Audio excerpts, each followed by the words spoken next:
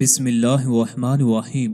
हज़रत इब्न उमर रज़ी अल्लाह ताला अन्हो कहीं जा रहे थे कि रास्ते में एक जगह लोगों को रुके हुए पाया। खड़े होकर पूछा, ये लोग क्यों खड़े हैं? अर्ज़ किया, एक शेर रास्ता में आकर बैठ गया है। लोग शेर के डर के मारे हुए रुके हुए हैं। ये सुनकर हज़रत इब्न उमर रज़ी अल्लाह ताला अन्हो अपनी सवारी से उतरकर शेर के पास चले गए और शेर का कान पकड़कर फरमाया, जाओ, रास्ता छोड़ो।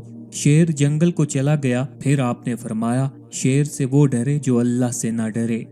हजूर सल्लल्लाहु अलैहि वसल्लम के एक सहाबी हजरत सफीना रजी अल्लाह ताला अन्हो अर्ज़े रूम में अपने लश्कर से जुदा होकर किसी जंगल में आ गए।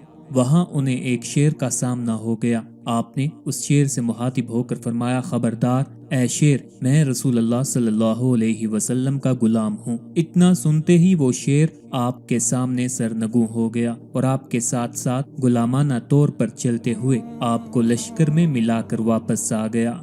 रवायत है कि हजरत नूह अलैहिस्सलाम ने जब अपनी कश्ती में हर जानवर का जोड़ा बिठाया तो शेर को देखकर लोगों ने हजरत नूह अलैहिस्सलाम से अर्ज की कि हमारे मवेशी हमारे साथ हैं, वो शेर को देखकर डरेंगे, इसका कुछ तदारक फरमाइए। हजरत नूह अलैहिस्सलाम ने खुदा से अर्ज की तो अल्लाह ताला ने शेर पर बुखार नाजिल किया ताकि वो इसकी वजह से परेशानी पैदा न कर सके।